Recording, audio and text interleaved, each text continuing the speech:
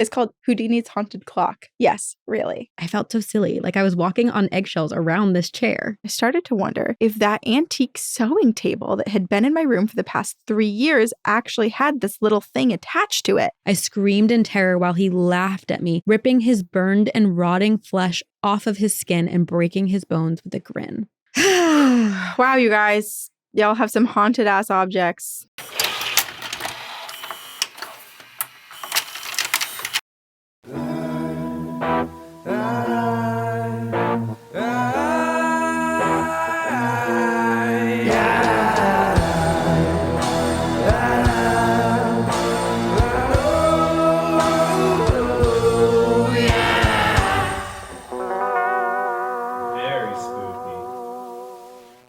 Hi. What's up?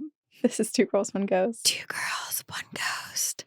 We are your ghostesses. That is Corinne. Hello. I'm Sabrina, and I'm going to grab Andy for today. He's needed. It feels appropriate to hold an object that people would look at and say, well, that's creepy, while we talk about haunted objects.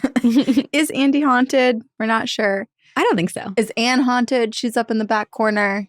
We're not sure. I don't think these ones are. If they're haunted, it's with the best vibes. The best. They protected us on tour. Yeah. One of our listeners gave us Anne and Andy. And thrifted them for us. Thrifted them.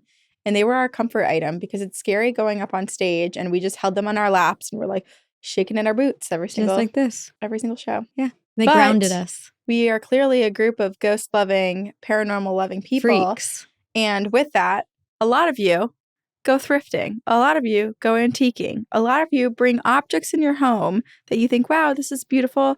And then you email us months later saying, oh my God, what did I do? Mm-hmm. And so we have themed this Encounters episode, Haunted Antiques. And objects. And listen, Corinne has a really good method and theory behind antiquing. I do. Because you never served me well. You never know if something is attached to an object that you bring home.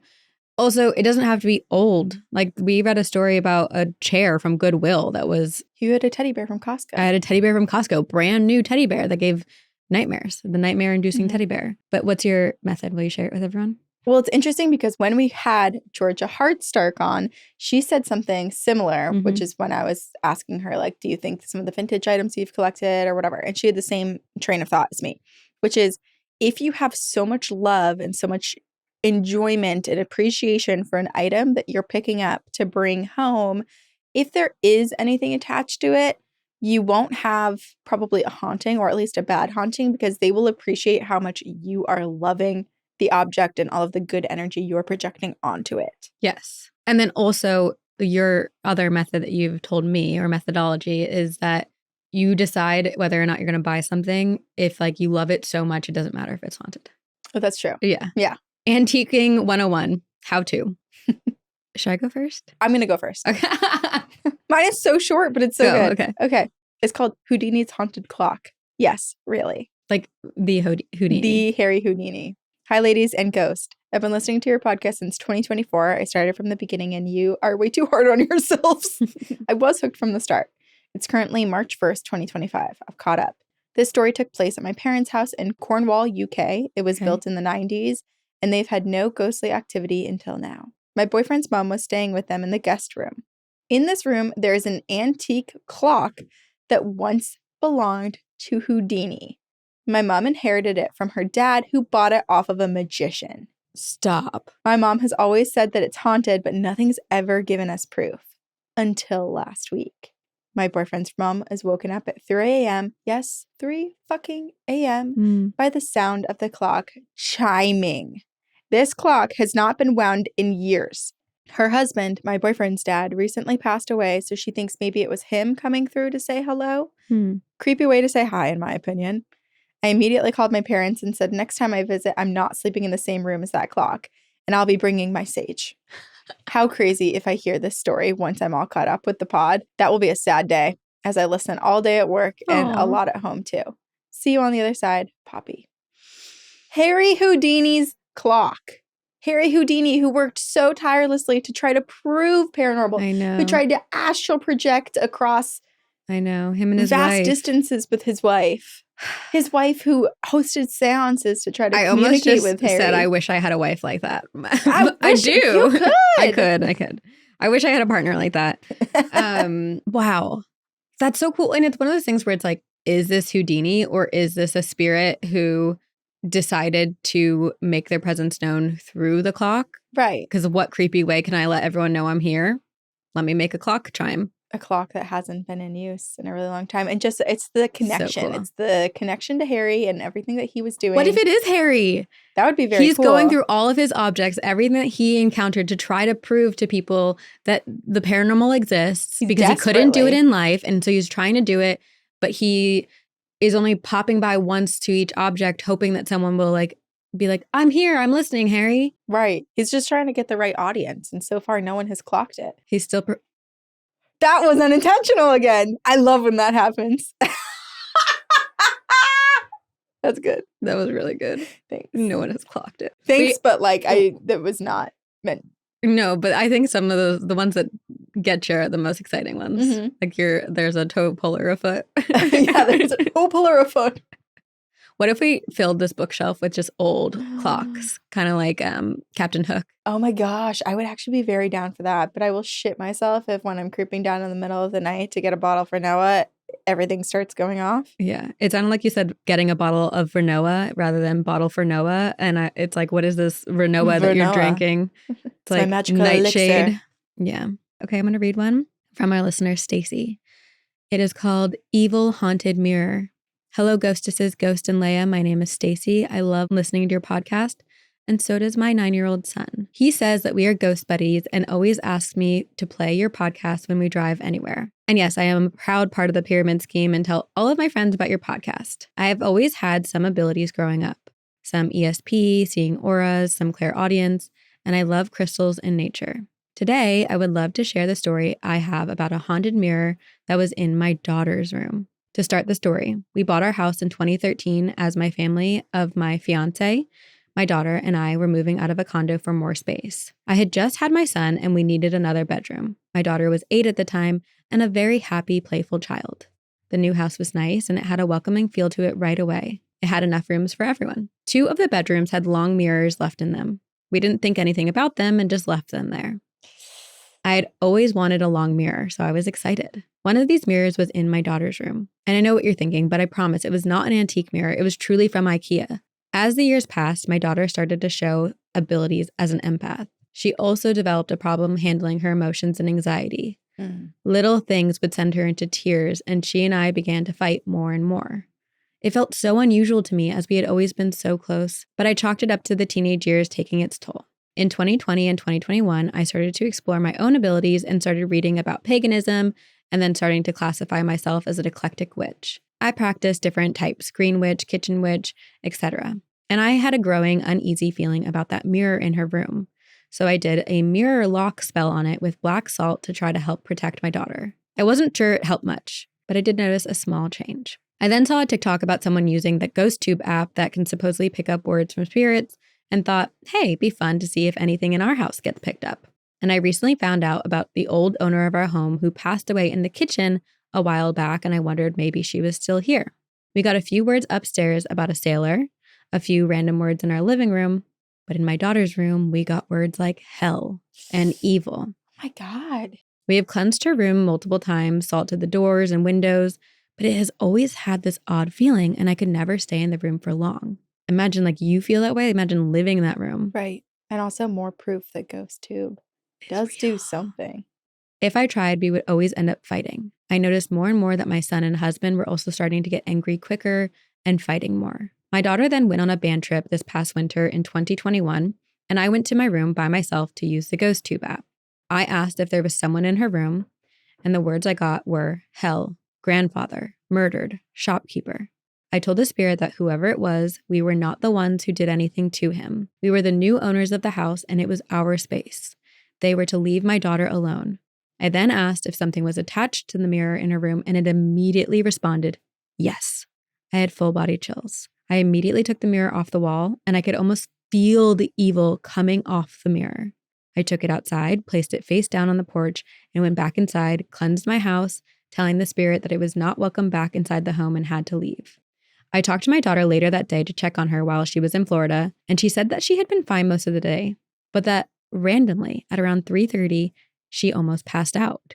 This was the exact same time that I took the mirror out of the house. Ooh, I hate how connected they are. I didn't tell her because I didn't want to alarm her while she was away, but when she came home a few days later, she mentioned that her room felt a lot lighter, that she could actually hear the sounds outside of her window now, and she had never noticed them before. My husband and I are now able to stay in the room with her without fighting. Her anxiety has decreased and she's handling her emotions better. She's also in counseling to help with anything left from behind from what I assume was attached in that mirror as well. Truly, everyone in the house just seems a lot happier now. And I can't believe the change in myself and my husband since getting rid of the mirror. It was left out front of our house and someone picked it up. I wish them luck. No. I hope it was the trash. I hope the trash picked it up. I feel like you have to leave a note. I don't know what was attached. Possible haunted mirror. I know. I don't know what was attached to that mirror, but I'm so happy it is no longer haunting my family. I'll have to email you later about how my mother-in-law loves to play pranks on our family from the other side. Thank you for reading and thanks for your amazing podcast. Give Leia some scratches from my daughter. See you on the other side, Stacy. Wow. Oh my God. That's so crazy. It's hard. Now I'm so curious. Now I want to go through our inbox and see if anyone picked up a haunted mirror on the side of the road. Well, that's the hard thing is like, how do you properly dispose of haunted objects? Because you're not supposed to burn them. Mm-hmm. And, you know, there are a lot of Craigslist listings, Etsy listings, eBay listings of people selling them. To each their own. And there's a market that's the for way that. I would do it, just so that people know what they're getting into. Right. But then you have to wait. There's a waiting period. If you're so desperate to just get rid of something. And clearly this affected them so much. And it's almost like they didn't realize how bad it was until it was gone. Yeah. The fact that like her daughter was like, I can hear the sounds outside. Exactly. Which is crazy. And something happening that's like so intense. Like there was some sort of like tether between her and whatever was attached to this mirror. And the hope is that, and it did seem to happen, that when the mirror is disposed of, that thing goes with it. Mm-hmm. Because just because an object is haunted doesn't mean that it will stay haunted, right? Like there's always the opportunity that something will choose to tether itself to you. Also, mirrors are said to be portals. Mm-hmm. So even if it's a mirror from IKEA, like you never know what's coming through.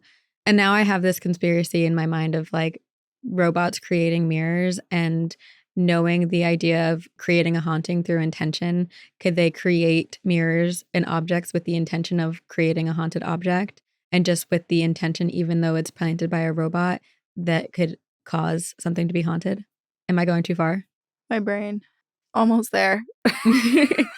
I'm like picturing a conveyor belt situation of just like haunted objects getting pumped out. Right. Ooh. I mean, I guess everything there is possible. Starts to walk. It's Toy Story. Oh, God. Scary. It's very scary. Another scary thing is having a douchey cardiologist, and that is what this person encountered. Okay. Hello, Corinne and Sabrina. My name is Brittany. Feel free to use my name as much as you would like. I've also changed all of the names in my story except for mine, so you don't have to worry. I'm a fairly new listener. I started back in March of 2024, and I was listening to y'all's Lizzie Borden episode with the ladies from Morbid. Shout out Ash and Elena. Mm-hmm. And in my few months of listening, I've listened to all of your Encounters episodes, all of the recorded campfire stories, which is on Patreon. And let me just say, you girls are so damn funny to listen to. It's very nice. Thank you. You have me cackling, crying, shitting bricks, and internally screaming while I'm at work for my 10-hour shifts in a cabinet shop, which I'm 99% sure is haunted by at least one spirit. But I'll tell you that story later. A cabinet shop? A cabinet shop. I mean, that makes sense because trees, if they're made out of wood, like I feel like trees carry so much energy. Haunted by the spirits of the trees. Yeah. That you've killed. But also think about like if anyone died in those woods or the forest where trees are and their body was left decaying in the soil where the roots of the trees are, do the trees then like absorb that energy and carry on that energy? Or do they absorb the memories of those people? You know, like when you get an organ transplant and suddenly people are remembering all these things that didn't belong to their life. And these conversations are why people think that we're very woo-woo. Well, aren't you? How could you not be? How could you not be? It's so interesting. It's so fascinating. Be a yes and person with us. And recognize that we don't know anything. And that's okay. But we want to believe and we like to talk about it and theorize. I'm mad at you now. Back to my gushing, you guys make my long shifts much more easy and tolerable, but I don't know a lot of people who are into the paranormal world. So when I do listen to you, I feel like I have 2 new spooky best friends and an even bigger community of spooky people who like to have the shit scared out of them just for the fun of it. It is So fun. basically, thanks for being my new favorite spooky friends. Now into my story. Just to preface, I can't tell a story without including all of the details and then some, so bear with me. Back in 2021, I was dating this guy, and around this time, I started dealing with some heart problems. They weren't anything too crazy, just dizziness, nausea. Occasionally, I'd pass out. That's not nothing. No biggie. I'm no doctor, but biggie. Also, I'm all good now. Yeah, that's good. It turned out to just be anxiety. Oh, yes. Been there. I did go to the cardiologist at one point to get a second opinion, and he said something along the lines of, if you want your heart to stop freaking out, I suggest you get a boob reduction. Like, what? Who the fuck says that to a 14-year-old? Ew. He was a jerk. Anyway, back to my story. What does that have to do with anything? Stop looking at a 14-year-old's boobs, you weirdo. That's disgusting. I know. Douchey cardiologist. Let's haunt him. This is the most horrifying part of the story is that man's comment. Sorry, I have to take the hair that's in my toe off. Don't look at my toes. Freaks. So back in March of 2021, my boyfriend at the time's mom went to a Goodwill store and found an antique table with a built-in sewing machine. I'm a sucker for antiques, so she sent me a picture and the location, and I promptly made my way over. I bought the table, I put it right in my bedroom, and this will tie into the story later. And a few weeks later, I was at my boyfriend's house. We were down in his sister's room watching Coraline, and to set the scene, there were 4 of us in the room, and we were sitting on a queen-size mattress that his sister had on the floor. I was closest to the bedroom door on the far left. Sitting next to me was my boyfriend Dylan. Next to him was his sister Maggie, and next to her was their cousin Leah. I was watching the movie, and slowly my focus started shifting from the movie to the bedroom door that opened into the pitch-black living room. And as I stared out of the bedroom door, I could see 4 or 5 figures pacing back and forth through the living room. I could tell they weren't anyone from his family, considering that, well, they were transparent, and they had a faint white glow to them. Hey, do you have any relatives who are transparent? Any see-through relatives on your side that I didn't know about? I have a thin veil, and I can usually sense if a spirit is good or if they have harmful intentions, and these spirits did not have any harmful intentions, but the energy they were giving off was slightly panicked and concerned. Yeah, the pacing and especially being outside the room made me feel like they were anxious. Yeah. While I was watching them pace back and forth, my heart started to freak out. It was beating very quickly, and I started to feel nauseous. The room began to spin out a little bit, and I started sweating profusely. I wasn't sure what to do, so I continued to stare out into the living room until I completely zoned out. And I don't know how long I was staring out the doorway, and I don't really remember what happened during that time. After I finally came back to reality, Dylan was looking at me very concerned, and when I asked him what had happened, he said that I zoned out, and I put my hand on his knee, and I slowly started squeezing it, and it got tighter and tighter and tighter until he finally realized something was wrong, and he attempted to get my attention. Dylan said he shook me, and he said my name over and over and over, but he couldn't get me to snap out of it. Oh. After a few failed attempts at pulling me back to the real world, he rolled up my sleeve, grabbed my bare arm, and finally snapped me out of it. Almost immediately, he asked me if I was okay, and I said, I need you to help me to the bathroom. Normally, I would have gone by myself, but I was just so dizzy I wasn't sure if I was able to make it to the bathroom without passing out. He helped me up, and we walked through the living room with the pacing spirits, into the kitchen, and sat on the couch, and he waited for me to come out of the bathroom. I don't remember being in the bathroom, but I do remember walking out of the bathroom and sitting on the couch next to him. We sat there for a minute and just doom scrolled on Instagram, and while we were watching videos, I heard a noise in the far right corner of the kitchen, which just so happened to be the darkest corner.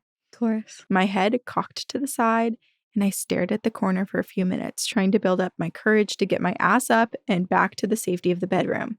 When I was coming to the conclusion that I was too big of a wimp and that the couch was about to become my permanent residence, I heard someone walk down the hall that led into the kitchen.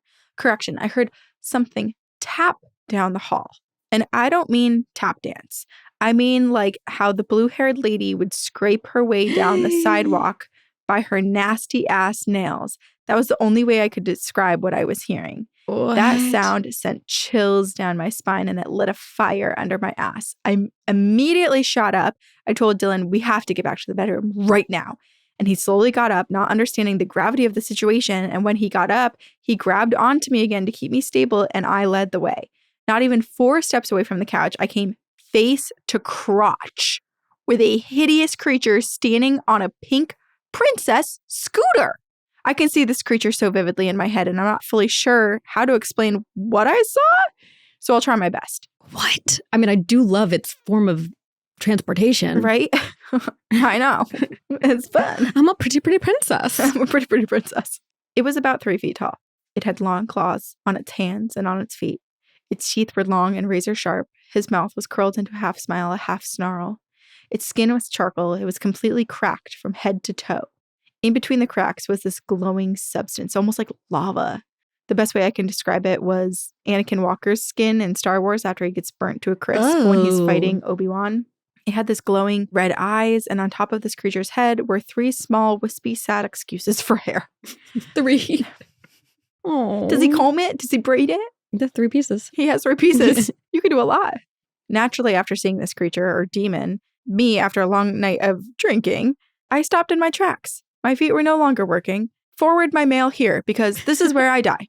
I physically could not move.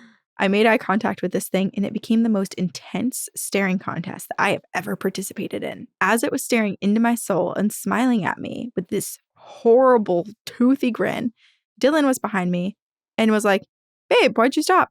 Babe, keep walking. Babe, I'm tired. I want to go back to the bedroom. Babe." To be oblivious is the best thing in the world right now. I tried my hardest to explain that there was something standing on the scooter and I couldn't move. And this boy goes, "There's nothing there." My heart dropped to my butt. Not only was this creature in front of me, but now I'm the only one that can see it? How lovely. Gosh. Rolls eyes. Dylan kept trying to get me to move. And after a few minutes of telling him that I couldn't, he ended up pushing me past this creepy little thing through the living room with the pacing spirits. And as soon as my legs started working again, I hightailed it into the bedroom. I dove onto the bed. And as soon as Dylan and I sat down, Leah shot up and said, "I'm going to throw up." And she ran to the bathroom and she threw up. I shut up. I turned on the lights. I turned off the movie and I told everyone, "We need to go upstairs right now." We went upstairs. Leah called her mom to have her come get her. Dylan and Maggie were completely unfazed, just eating bowls of cereal. And I was sitting by the counter in fetal position, rocking back and forth, trying to process what had just happened. Jeez. I don't remember most of the night, but I do remember getting in a fight with Dylan because he refused to believe that I had seen anything that night. He was young, maybe a little dumb, but I digress. Also, how do you explain this to anyone? Like, when your vision of reality is so different from someone else's. Right. When they're right there, too. Right there. Like, yeah. Yeah, it would be hard to understand. A little over a year later, Dylan and I had broken up. I was living the single life. I hadn't really experienced anything paranormal since that night, but I shut everything out due to the terror that I had felt. I went down to the pool in my neighborhood with my friend Kiki, and we sat in the hot tub for about an hour. You have a neighborhood hot tub? You got to get a hot tub in your backyard so we can record from the hot tub. Right. Also, why doesn't my neighborhood have a neighborhood hot tub? You could make the neighborhood hot tub in your backyard. I'll get a personal hot tub. Right when we were about to get out of the hot tub, the air became really heavy and thick, and it felt like I was going to die. Kiki was absolutely fine. She knew there was something outside of the pool house, but she didn't really feel like it was there to harm her. So she was a little bit happier. So she was happier than pig and shit. I, however, was having a borderline panic attack because the terror that I was feeling was the exact same terror from that one fateful night. I don't know for sure if it was the same creature from that night, but I was pretty sure.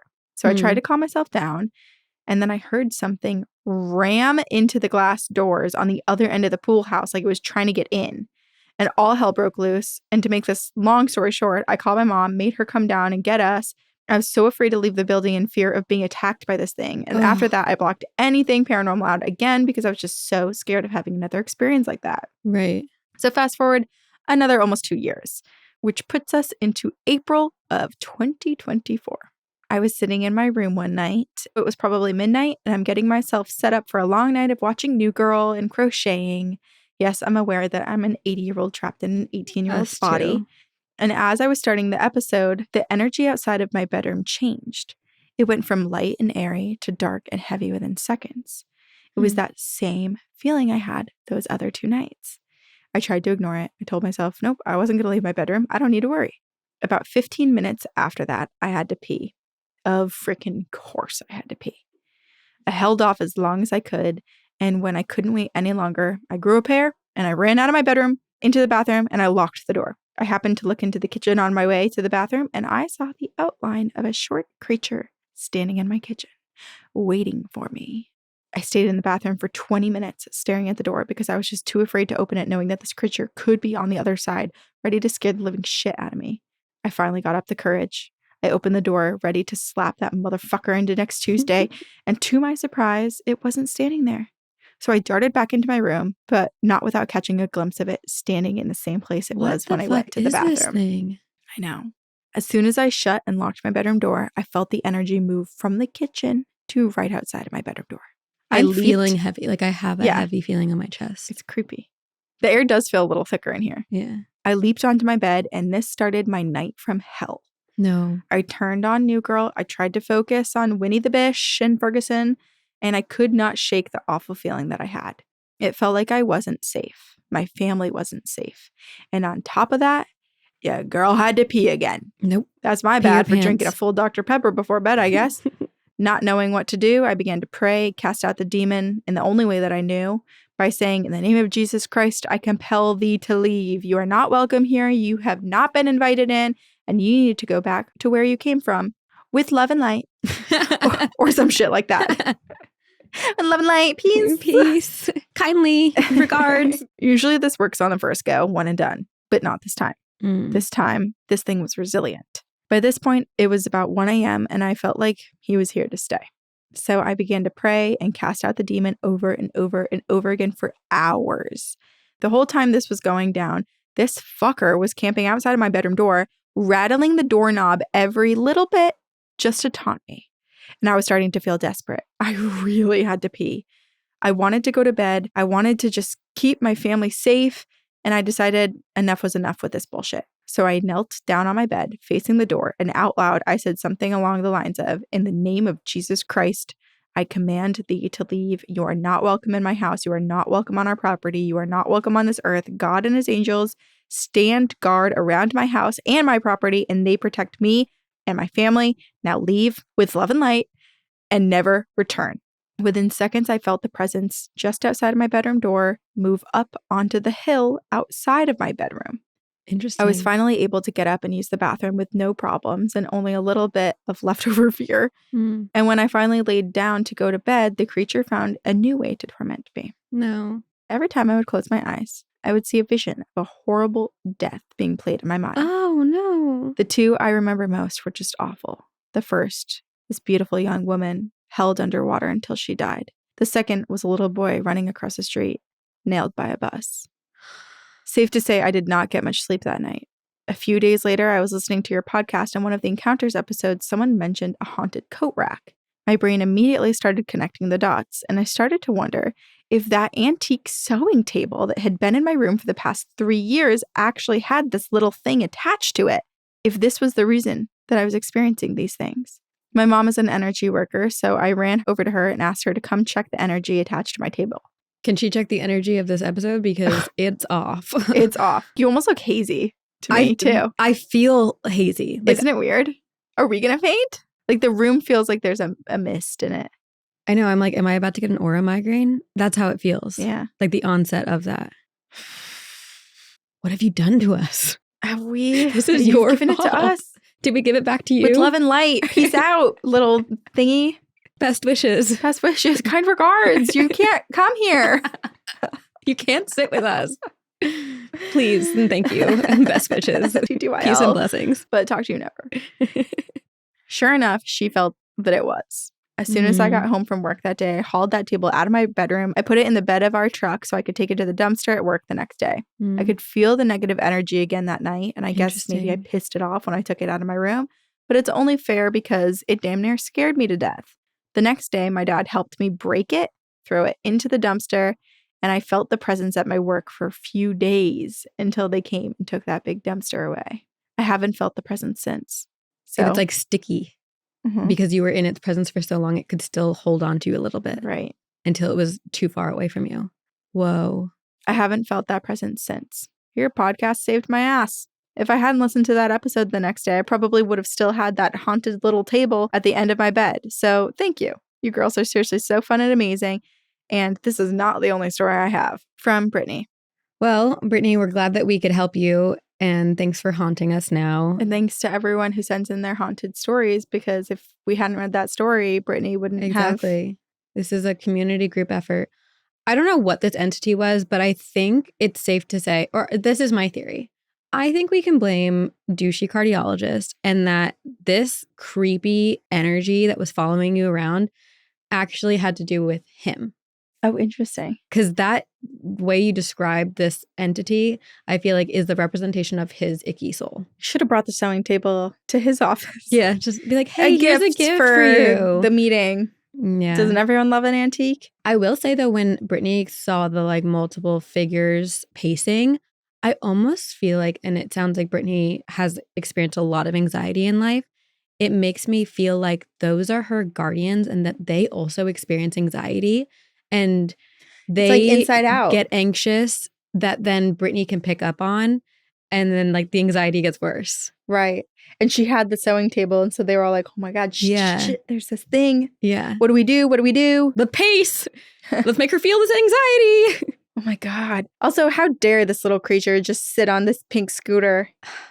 Scooters are for fun, not for taunting. Not for frightening. And it also just makes me think of Facebook Marketplace because every time I go on there, there's a million antique sewing tables. And I'm always like, oh, they're so beautiful. I should get one. And I'm like, what am I going to do with an antique sewing table? I really want a really cool old antique. I think they're called settees. Yeah. Or like the couches. Mm-hmm. I really want one of those. My parents have one. Well, this is the thing. I wish that I had kept all of my grandmother and great grandmother's furniture because literally every Pinterest board is my grandmother's house. But we have more stories.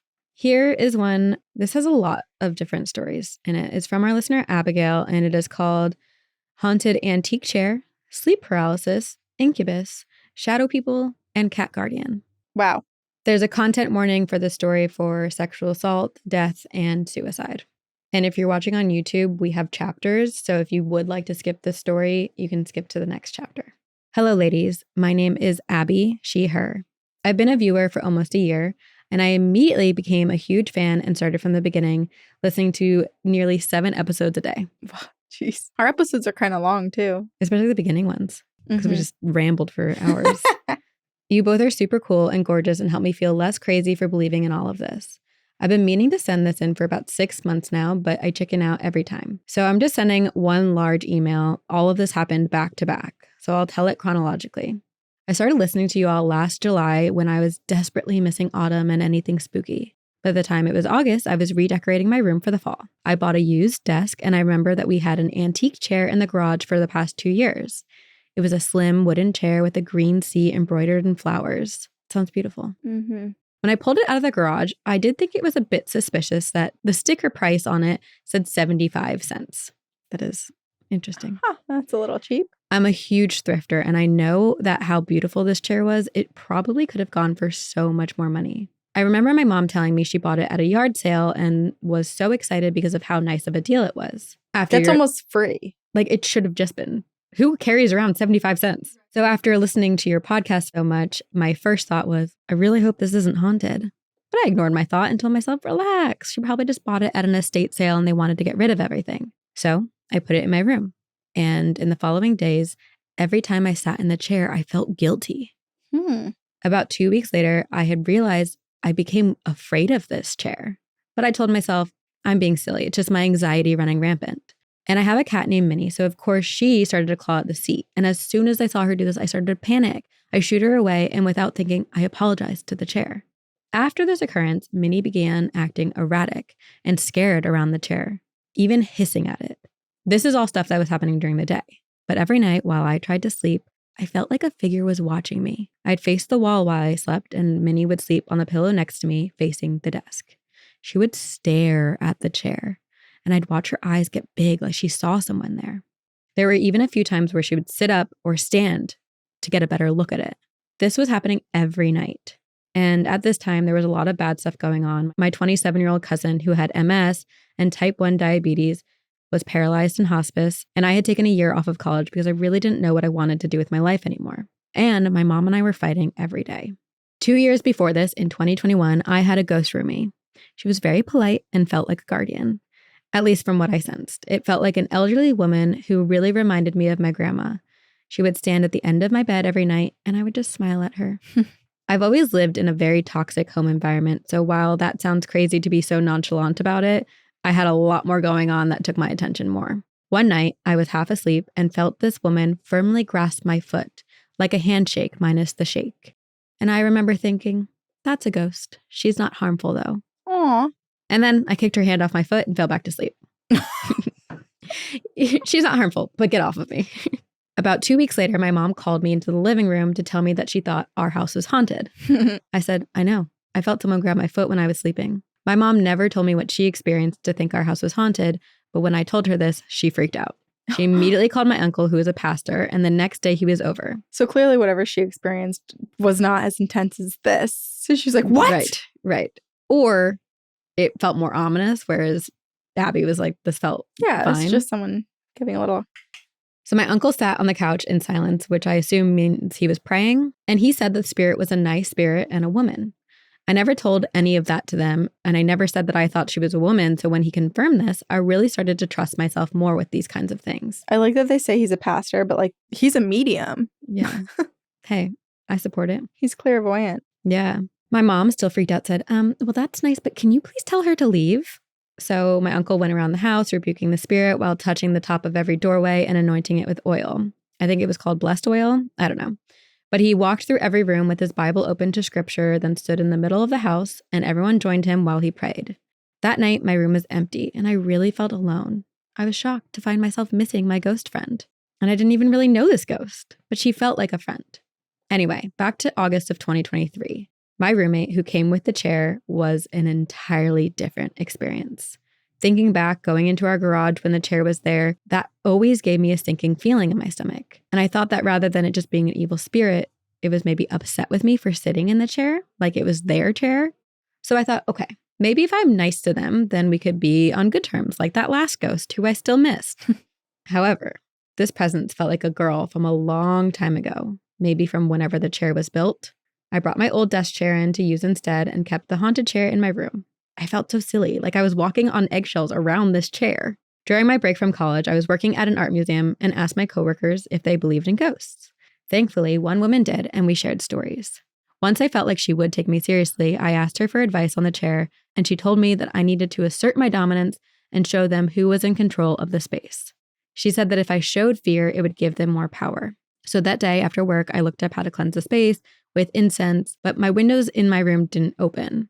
So there I was in my room, waving this incense around like an idiot with my windows closed, telling the spirit that they are not welcome and needed to leave. And I showed the spirit who's boss by putting a quilt over the back of the chair and one of my throw pillows in the seat to reclaim it as my own. You guys, I am an idiot. Oh no. In the days following, I would hear my mom calling me, except when I would go to the living room where it came from, my mom was sleeping or wasn't home or swore she did not call my name. Oh. When walking from room to room throughout the day, I would see my cat running past me, only it was blurry. And shortly after, my actual cat would always walk in from a completely different direction. So I ignored this for a few weeks because, pretend it's not happening means it's not happening, right? Until I began seeing figures that looked like my mom brushing by my shoulder or standing in the kitchen just staring at me. Ooh, yuck. Once again, the figure was blurred. There was no face or any features to make it out. My mom is 5'4", and this figure was standing at least 6 feet tall. Hell no. Hell no. I continued ignoring it, but didn't sit in the chair. I continued to be watched at night while my cat would get scared by whatever was standing behind me. I started waking up nightly at 3 a.m. and couldn't sleep until after 4 a.m. I felt myself getting more and more fatigued as the days went on. So in the middle of all this happening, my mom and I had made the 3-hour trip to go see my cousin twice that month. It was so sad. She had lost so much weight that her bones were sticking out and her arms and legs were contorted to avoid laying on bed sores. It was clear that this place was understaffed with way too many patients, but it was all my family could afford. She was living through a machine and could only move her eyes to communicate. We asked her to look up and down or to blink to answer questions, and you could tell that even that was exhausting for her. My aunt had been talking about her this whole time like she had been getting better, but after seeing her, I knew that my aunt was in denial. She had already lost a daughter 5 years prior to suicide and now would be losing her youngest daughter. She was in such bad condition that when my little sister, who was 16 at the time, walked into the room, had to leave immediately and burst into tears. I felt horrible because we only saw her twice for a few hours while she sat there, unable to move, trapped in her mind and in pain for months. That's terrible. But the drive was long and we really couldn't afford it, and our car needed so many repairs, and at that time we were truly living paycheck to paycheck. It was really sad and I hardly got to see her. After living with this angry spirit through August and September, my cousin died of sepsis on September 29th, 2023. But I remember feeling so much relief because I could tell she wasn't in pain anymore. We drove to our family hometown to attend the funeral on October 1st.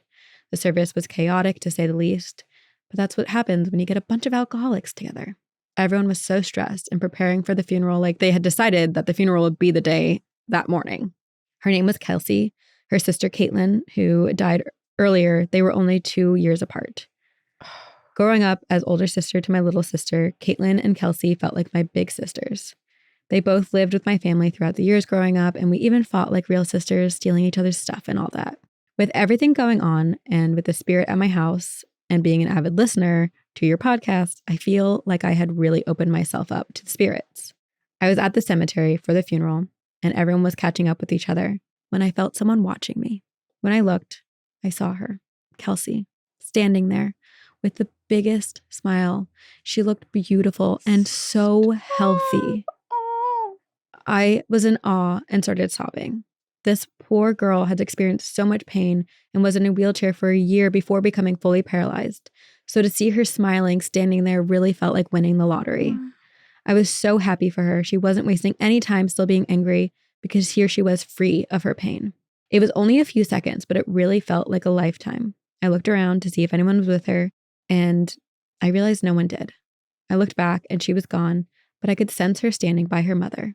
After returning home, I was so giddy, and I felt like I had opened myself up with so much of the intention of her visiting me again that I felt the warmth and comforting energy around me. The night after we had returned home, I had a dream I was attending her funeral again. I remember walking around the banquet with my whole family there, including members who had passed away years before. I asked my other aunt, who had passed 11 years prior, what was happening. We already had Kelsey's funeral. She responded with something along the lines of, well, this is her spiritual funeral. I love this. Yeah. It felt like I was in whatever afterlife was, but that I hadn't died. It was like I was a kid again, chasing around all my teenager cousins, except we were all grown, like we are now. The family members that were dead looked like healthy versions of themselves before they died. I asked where Kelsey was and explained how she would show up and that we will see her again. My other aunt didn't believe me, but I got distracted and stopped explaining, and I said, I'll just tell you when she appears. But then my cousins in this dreamscape ran to some other room and said, Kelsey's in there. So I eagerly followed them, wanting to catch Kelsey. But when I entered that room, what I saw was horrifying. There was a demon torturing various family members. It was like they were under his control or addicted to him. What? They were lusting after him and begging him to have sex while he was having sex with another person, like they were waiting in line. I was standing there in horror, unable to move, crying and screaming for him to stop. I feel like this is the entity attached to the chair. Yeah, this is also like, what the fuck? Horrifying. While they were being allured by him, he was torturing them. Some really horrific, terrible things are happening to Abby's family members. People are letting out blood-curdling screams. He only stopped to let out a malicious laugh. My mom ran in when she heard the scream and begged me to make it stop. I frantically yelled, I can't, I don't know how. I tried forcing myself awake. Opening my eyes felt like pulling muscles. And once I did, I was facing my wall, looking at paint. Then my eyes were closed again, and it was like I was being pulled back in. He was an inch from my face, and to this day, I have an exact image of what he looked like in my head, and I will never forget it. I have never felt fear like this before. I screamed in terror while he laughed at me, taunted me, ripping his burned and rotting flesh off of his skin and breaking his bones with a grin. Then it was over. I woke up in panic, moving away from the wall frantically. It was 3 a.m. I didn't sleep for the rest of the night, and that morning, I was opening the museum cafe. I felt cold and sweaty. I truly couldn't remember driving to work or getting ready that morning because it felt like I was being fed on and just in a daze. Ew. Then I remembered the chair in my room, and I thought, wow, I've been so foolish to ignore the shadows I saw throughout my house, to keep myself so open to the other side while being so blind at the dangers of it when ill-prepared. So I looked how to get rid of a haunted object respectfully and put the chair back in the garage. What had felt like a little girl spirit now felt like a tall, large, black figure constantly watching me. I had to stop listening to the podcast. The nightly occurrences continued. My body felt exhausted, and I couldn't wait any longer. I was struggling to find somewhere that would accept haunted objects and ship the chair. And instead, I had a yard sale while the weather was still mostly nice in Oklahoma. A woman bought this chair for her daughter's wedding chairs. My mom told me it was too nice to price at 75 cents, and instead she sold it for $5. I don't know what I feel worse about. The fact that I passed this on to someone else or that I made $4.25 while passing it off to someone else. I feel horrible, but I was losing my mind and I had to get rid of the chair. And a wedding chair. Fortunately for that woman, this thing was no longer attached to the chair. It was now attached to me. No. Oh, I just said that this could possibly happen. To wrap this up, like I said, I've always grown up in a toxic environment. And that following weekend, my mom and I had a conversation about boundaries. And instead of listening to anything I said, she turned it around to me and kicked me out of the house at 1 a.m. I called my boyfriend who came over and helped me pack whatever I could take with me at that moment. And of course, I took my cat, Minnie. He drove me to his parents' house where he explained what happened and they offered me their spare bedroom, telling me I was welcome to stay as long as I needed. I told myself that I couldn't bring paranormal activity to their house because they were too good of people. So I kept not listening to the podcast. I cut off everything to do with the paranormal out of fear. I threw out all of my witchy stuff. At this time, I realized the demon was attached to me. My first night there, I just fell asleep on the couch, and I spent the next day settling into their spare bedroom before my boyfriend went back to college. My first night alone in the spare bedroom, I woke up at 3 a.m. I was lying on my back, unable to move despite trying so hard to fling my body in every direction.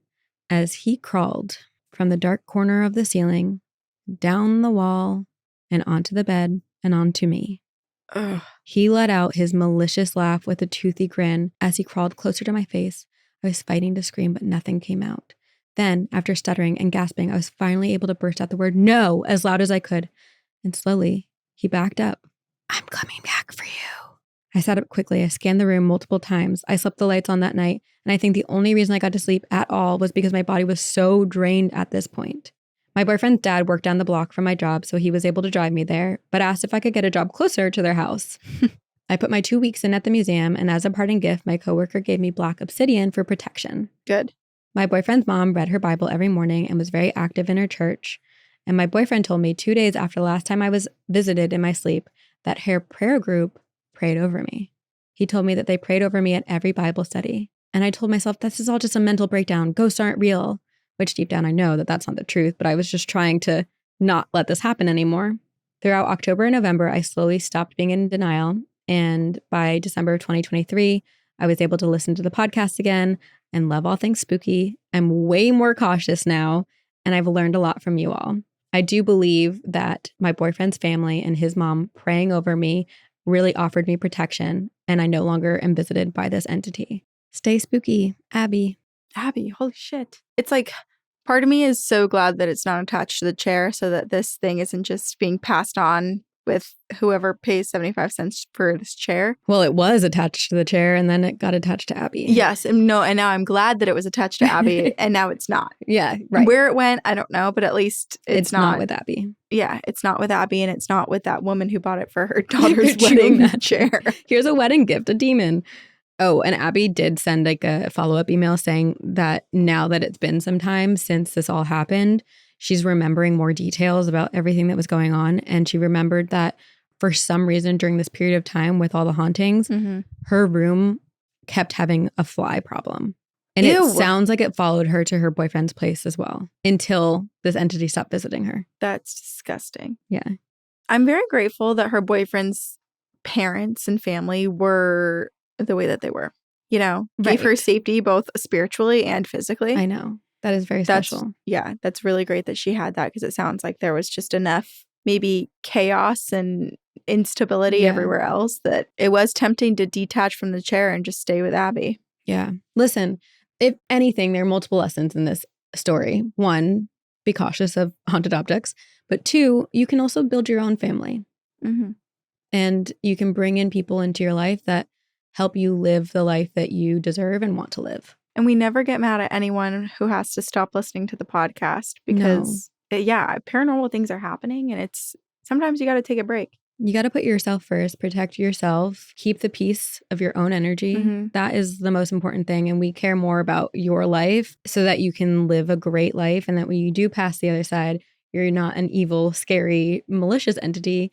You're just a fun, playful, let's poke fun and tease and say hello to our loved ones type of ghost. Exactly. Yeah. Yeah, you might like grab or squeeze a foot here and there. Yeah. I'm sad that that ghost was banished from the house because clearly I think if that spirit had been there at the same time that the chair got there, things might have happened differently. And it is interesting. Like I am curious about like the family dynamics and then her uncle and kind of like what he's able to do and what he's seen. Mm-hmm. It's also one of those things where it's like, if something is good, why banish it? And also if something is good, can you even really banish it? Like that's another thing where I felt like a lot of the like banishing stuff, the cleansing is about only welcoming good and kind energy. So why then would a good, kind spirit be removed? I think you could technically remove anything. And there are a lot of conversations around when you are cleansing a space to distinguish what you're trying to cleanse, because you could accidentally kick out a good spirit or prevent your family and loved ones from coming through.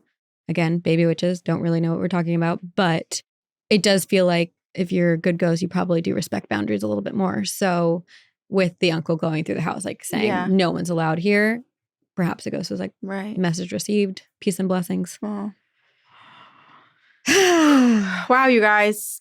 Terrifying. Y'all have some haunted ass objects. And there are more. We have so many more stories about haunted objects. We'll have to revisit it. Email us at twogirlsoneghostpodcast@gmail.com.